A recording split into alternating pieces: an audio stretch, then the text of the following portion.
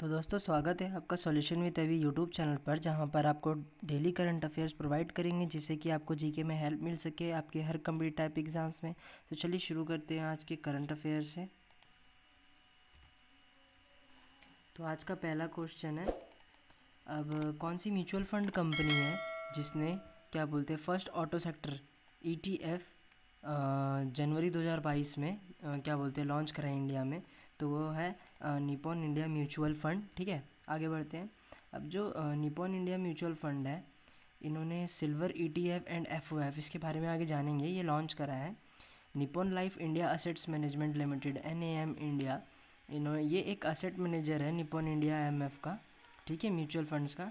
इन्होंने अनाउंस करा है कि जो निपॉन इंडिया सिल्वर ईटीएफ और Nippon India silver ETF fund of fund, FOF मतलब फंड ऑफ फंड, ये है क्या बोलते हैं इन्होंने ये मतलब लॉन्च करा है ईटीएफ की तरफ से। अनाउंस करा है कि हाँ ये लॉन्च हो गया है। अब जो निपॉन इंडिया सिल्वर ईटीएफ है, ये इन्वेस्ट किस में करेगी? फिजिकल सिल्वर और सिल्वर रिलेटेड इंस्ट्रूमेंट्स में। मतलब जो जैसे चांदी की चीज़ें हो गई या फिर चांदी से रिलेटेड कुछ हो गया, उन चीज़ों में ये इन्वेस्ट करेगा। अब जो क्या बोलते हैं निपॉन इंडिया है, ये एक ईटीएफ एफओएफ है जो कि एक निपॉन इंडिया सिल्वर ईटीई में भी क्या बोलते हैं इन्वेस्ट करेगा। ठीक है, चलिए आगे बढ़ते हैं। अब जो दूसरा क्वेश्चन है ये है कि जो नेशनल साइंस डे है 2022 का, उसका थीम क्या है? तो उसका थीम है integrated approach in science and technology for sustainable future. यहाँ पे दो सेम जैसे हैं, देखिए ये भी इंटीग्रेट, लेकिन ये इंटीग्रल है, इंटीग्रेटिग्रल, और ये इंटीग्रेटेड है, तो आपको कंफ्यूज नहीं होना है। इसके आगे में डिटेल में जानते हैं। अब जो theme of national science day है एनएसडी 2022 किसके द्वारा लॉन्च करा गया? डॉक्टर जितेंद्र सिंह, ये डॉक्टर जितेंद्र सिंह, ठीक है, union minister of state science and technology. क्या है ये? यूनियन मिनिस्टर है स्टेट साइंस और टेक्नोलॉजी के, डॉक्टर जितेंद्र सिंह। इन्होंने लॉन्च कराया नेशनल साइंस डे 2022। कब करा है? 5 जनवरी, एग्जैक्ट डेट ये है 5 जनवरी को। ठीक है, अब जो इसका थीम है वो है integrated approach in S&T for sustainable futures. S&T है क्या बोलते हैं आपका सस्टेनेबल एंड सॉरी सस्टेनेबल क्या रहा था मैं, साइंस एंड टेक्नोलॉजी। ठीक है, science and technology for sustainable future. अब जो नेशनल साइंस डे है ये हर साल 28 फरवरी को मनाया जाता है। ठीक है, और जो इसका थीम है वो साइंस कम्युनिकेशन एक्टिविटीज़ को बढ़ाने के लिए है कि वो इस दिन, जो इस दिन है बेसिकली, वो क्या बोलते हैं इसको कैरी आउट करें, अच्छे से अच्छे सुधार लाएं इसमें। ठीक है, आगे बढ़ते हैं। अब अवेयरनेस फैलाने के लिए जो war orphans and address the traumatic condition है, मतलब जो जंग के टाइम पे जो अनार्थ हो जाते हैं या फिर जो भी ट्रॉमेटिक यानी बहुत हादसे, जो खतरनाक एकदम हादसा का होता है, कंडीशंस होती हैं, ऐसे हादसे होते हैं और वो उनके द्वारा सही जाती है। क्योंकि देखिए जंग के टाइम पे जिनके माँ बाप नहीं रहते हैं, ये आपको अभी ऐसा लग रहा होगा कि क्या बोल रहे हैं, लेकिन ये एकदम मतलब एक तरह से मान लीजिए कि एक्सपीरियंस्ड है। ठीक है, मैं ये नहीं कह रहा मेरे ऊपर है, पर ऐसी चीज़ें होती हैं। तो वर्ल्ड डे ऑफ ऑर्फन है, वर्ल्ड डे ऑफ ऑर्फन, ये किस दिन मनाया जाता है? वॉर ऑर्फन्स, जंग के टाइम पे जो अनाथ हो जाते हैं उन्हें क्या मना क्या कि मतलब सेलिब्रेट करा जाता है 6 जनवरी को। आगे बढ़ते हैं। अब इसमें करा क्या जाता है, जो world day of war orphans है 6 जनवरी को ऑब्जर्व करा जाता है हर साल। ठीक है, ये क्यों ऑब्ज़र्व करा जाता है? इसका पर्पस क्या है कि अवेयरनेस फैलाए कि जो वॉर ऑर्फन्स होते हैं और जो ट्रॉमेटिक कंडीशंस उनको मतलब दिखती हैं जो जंग के समय पे होता है। जैसे कि अब किसी के ख्याल रखने वाला हो जंग के समय पे तो कोई इतनी दिक्कत नहीं होती। जैसे कोई अनार्थ हो जाए तो आप खुद ही सोचिए क्या हो सकता है, वो भी जंग के टाइम पे। ठीक है, तो जैसे वर्ल्ड वॉर 2 के टाइम पे हुआ था, वर्ल्ड वॉर 1 के टाइम पे हुआ था। जो ये दिन है ना, ये फ्रेंच ऑर्गेनाइजेशन के द्वारा इनिशिएट करा गया था, मतलब बुलाया गया था। SOS इन्फेंट्स इसका नाम है, एंड डिस्ट्रेस। SOS मतलब आपको पता ही है, हेल्प, और इन्फेंट्स बच्चों को बोलते हैं इन्फेंट्स, यहाँ पे भी बोलते हैं ना, इसकी स्पेलिंग होती है ये इन्फेंट्स। ठीक है, और इन्फेंट्स एंड डिस्ट्रेस, इसका मतलब है इन्फेंट्स इन डिस्ट्रेस। ठीक है, help for infants in distress, SOS infants in distress. तो जो ये estimated total number of orphan है ना अनाथ जो बढ़ गए हैं 1990 से 2001, लेकिन 2001 के बाद से तो ये नंबर है, ये जो बढ़े थे ये 1990 से 2001 के बीच में बढ़े थे, लेकिन 2001 के बाद से ये धीरे धीरे कम हो रहे हैं। ठीक है, कम हो रहे हैं। किस टाइम कम हो रहे हैं? 2001 के बाद से, लेकिन 1990 से 2001 तक ये बढ़ रहे थे। नेक्स्ट क्वेश्चन, अब इनमें से कौन सी ऐसी जनवरी 2022 में कौन सी जो मतलब पार्टनरशिप करी है कि वो इको फ्रेंडली प्रोडक्शन करे गेल कंपनी के साथ, वो है उड़ीसा। ठीक है, आगे बढ़ते हैं, डिटेल फॉर्म में जानते हैं। अब जो उड़ीसा गवर्नमेंट है इन्होंने गेल के साथ मेमोरेंडम ऑफ अंडरस्टैंडिंग साइन करा है क्लीन एनर्जी प्रोजेक्ट के लिए। सॉरी, क्लीन एनर्जी आप जानते हैं ना, जिसमें से धुआं नहीं निकलता उसे क्लीन एनर्जी कहते हैं। ठीक है, लाइक बैटरी की एनर्जी क्लीन होती है, उसमें से धुआं नहीं निकलता बैटरी वाली गाड़ियों में से। ठीक है, अब जो उड़ीसा की गवर्नमेंट है इन्होंने नेचुरल गैस फर्म गेल, ठीक है, इनके साथ साइन करा है, मेमोरेंडम ऑफ अंडरस्टैंडिंग करी है। MOU का फुल फॉर्म होता है मेमोरेंडम ऑफ अंडरस्टैंडिंग। ठीक है, 5 जनवरी 2020 को ये डेट है, 5 जनवरी 2020। किस लिए करिए? कोऑपरेशन, अब ये प्रोडक्शन करेंगे इको फ्रेंडली फ्यूल्स का अपने स्टेट में। ठीक है, इस चीज़ के लिए इन्होंने कोऑपरेशन करा है।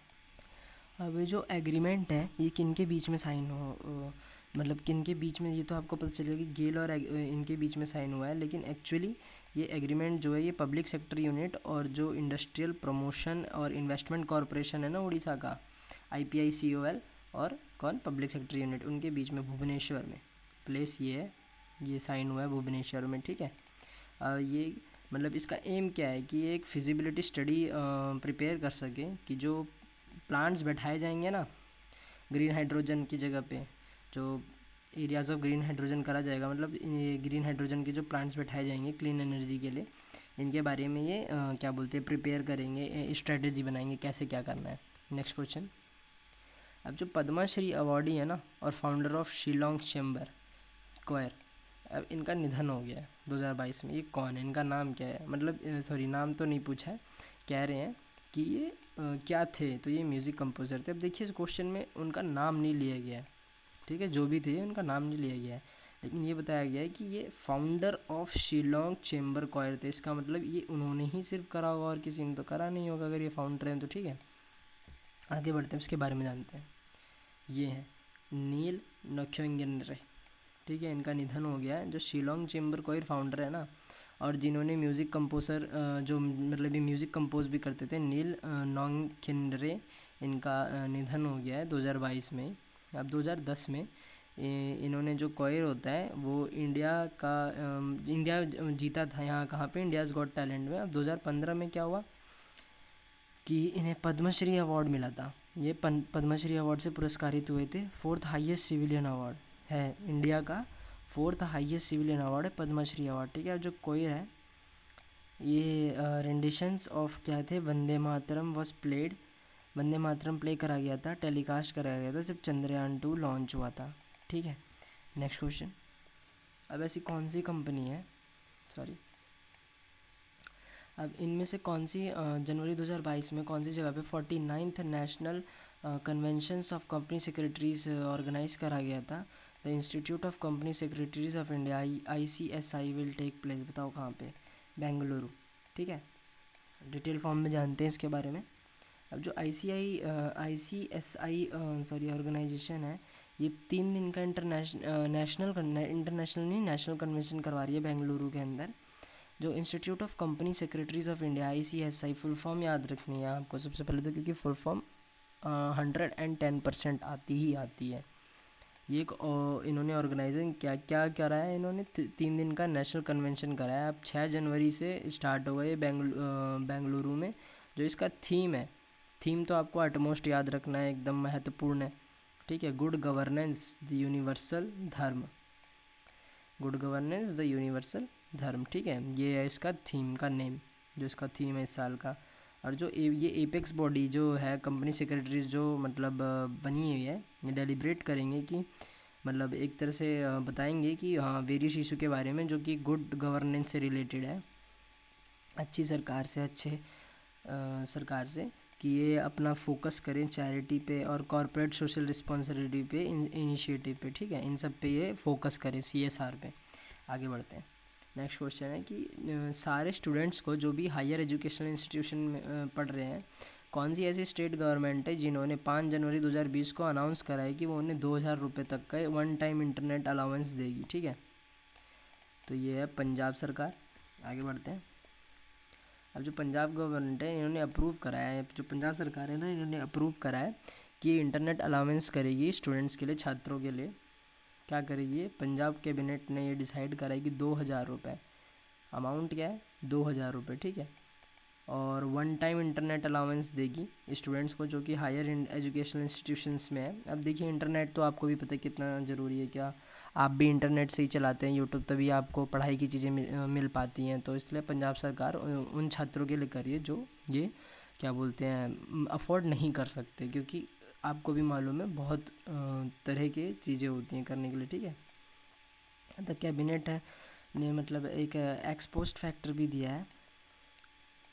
ठीक है, क्या अप्रूव करेंगे कि ये सैलरी इंक्रीज़ कर सके आंगनवाड़ी के लोगों की, मिनी आंगनवाड़ी के लोगों की, और हेल्पर्स की जो हेल्प करते हैं। जो पंजाब गवर्नमेंट है उन्होंने रोज़गार गारंटी फॉर यूथ स्कीम भी चला दी है, प्रगति 2022, ये भी ये अप्रूव हो गई है। ठीक है, इम्पोर्टेंट है, आ सकता है पेपर में। अब जो इंडिया के टीएस, जो इंडिया के क्या बोलते हैं टीएस है,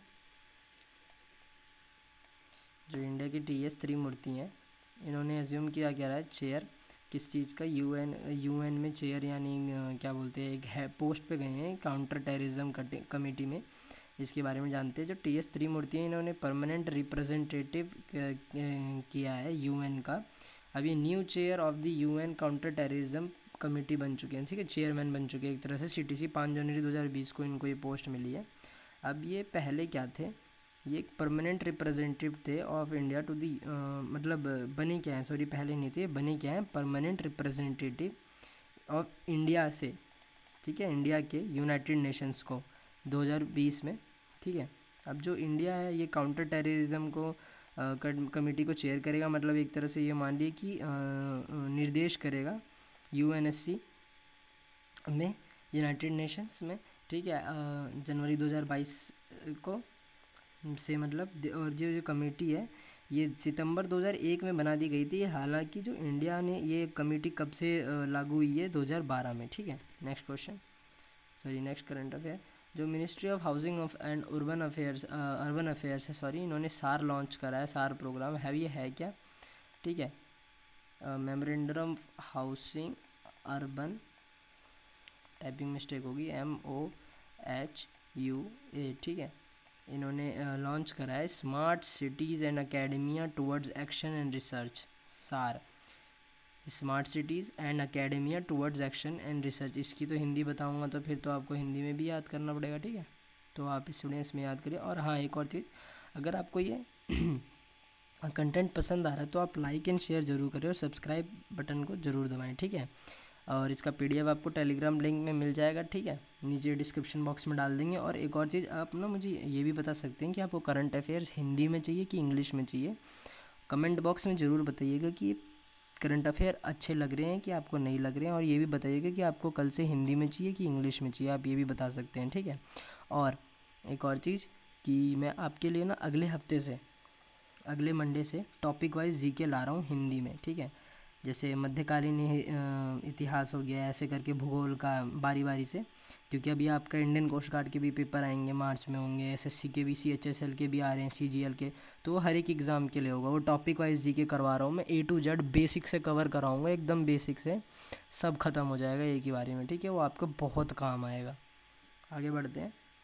अब इस प्रोग्राम के तहत क्या है, जो 15 प्रीमियर आर्किटेक्चर और प्लानिंग इंस्टीट्यूट्स हैं ना, वो कंट्री की मतलब देश की, अब ये स्मार्ट सिटीज़ की डॉक्यूमेंट में काम करेंगे कि ये क्या बोलते हैं, जो लैंडमार्क प्रोजेक्ट है अंडरटेकन हुए हैं स्मार्ट सिटीज़ मिशन के थ्रू, इसको बनाने में मदद मिलेगी बहुत ज़्यादा। नेक्स्ट क्वेश्चन, अब जो उजाला स्कीम, उजाला है, इन्होंने इसके बारे में अभी मैंने हाल ही में आपको बताया था। जो उजाला है इन्होंने 7 ईयर का जो स्कीम है इनका कंप्लीट हो गया, 36 करोड़ LED डिस्ट्रीब्यूट करे हैं इन्होंने इंडिया में। अब जो मिनिस्ट्री ऑफ पावर है इन्होंने अपना 7 साल का जो डिस्ट्रीब्यूशन है, मतलब जो बांटा है LED लाइट सेलिंग का, फ्लैगशिप किसमें, उजाला प्रोग्राम में 5 जनवरी 2020 को इनका ये 7 क्या बोलते हैं 7 साल का कंप्लीट हो गया है। Unnat Jyoti by affordable LEDs for all, UJALA, ठीक है। ये कब लॉन्च हुआ था? 5 जनवरी 2015 को प्राइम मिनिस्टर के थ्रू। और आज क्या बोलते हैं 36.78 करोड़ से भी ज़्यादा, ठीक है, एलईडी क्या बोलते हैं डिस्ट्रीब्यूट हो गए हैं इंडिया में। और जो उजाला प्रोग्राम है इन्होंने 47,778 मिलियन किलोवाट आर एनर्जी ये एक साल में बचाते हैं, ठीक है। नेक्स्ट क्वेश्चन, अब जो न्यू कोरोना वायरस वेरिएंट है IHU ये आइडेंटिफाई हुआ है कहाँ पे? फ्रांस में। साइंटिस्ट ने ये आइडेंटिफाई करा है कि जो ये कोविड-19 का न्यू स्ट्रेन है फ्रांस में, नेम क्या है इसका? IHU और 8.1.640.2 वेरिएंट है, जनवरी 2022 में, ठीक है। आपको ये इतना बड़ा याद करने की है नहीं, आ सकता है पेपर में, आप पढ़ लेंगे तो काफ़ी होगा। IHU भी वैसे ये तो नहीं आएगा, यही आएगा क्योंकि ये तो शॉर्ट फॉर्म में किसी को भी याद हो जाएगी, यही आएगा, तो आप इस पर ज़्यादा ध्यान देना, ठीक है। जो IHU वेरिएंट है ये रिसर्चर्स जो वहाँ के इंस्टीट्यूट के रिसर्चर्स हैं उनके थ्रू क्या बोलते हैं ये रिपोर्ट हुआ है। और जो IHU के मेडिटेरियन इन्फेक्शन है ये 12 केसेस आए हैं वहाँ पे, और ये किससे लिंक हुए हैं? जो अफ्रीका कंट्री से आए हैं ना वापस, उनसे। और जो 14 अमीनो एसिड इसमें सब्स्टिट्यूशन पाए गए हैं, इंक्लूडिंग किस चीज़ के? N50, ये अमीनो एसिड्स के नाम है, ठीक है। ये N501Y एंड E484K ये नाम है, ठीक है। और 9 डिलीटेशंस भी लोकेट हुई हैं प्रोटीन के अंदर ही इसमें, ठीक है। ये आपको याद रखना है, ये इंपॉर्टेंट है। अब ये एक और चीज़ है, अब जो चाइना का आर्टिफिशियल सन बनाया ना इन्होंने, कुछ को तो पता ही नहीं होगा कि मतलब आर्टिफिशियल सन बनाया भी है चाइना ने, तो जी हाँ बना दिया, चाइना ने आर्टिफिशियल सन बनाया है। अब इसने वर्ल्ड रिकॉर्ड सेट करा है चाइना ने, किस चीज़ में? 70 मिलियन डिग्री सेल्सियस पे इन्होंने 17 मिनट के लिए इसे चलाया। 70 मिलियन डिग्री सेल्सियस, सोच सकते कितना होता है।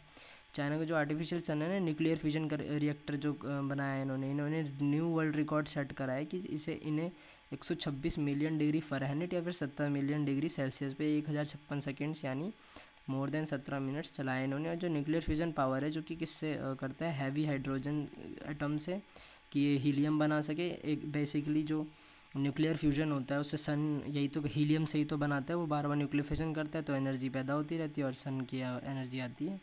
इन्होंने बहुत बड़ी अमाउंट, मतलब बहुत बड़ा एनर्जी बनाया, बहुत बड़े नंबर में एनर्जी बनाई, ठीक है।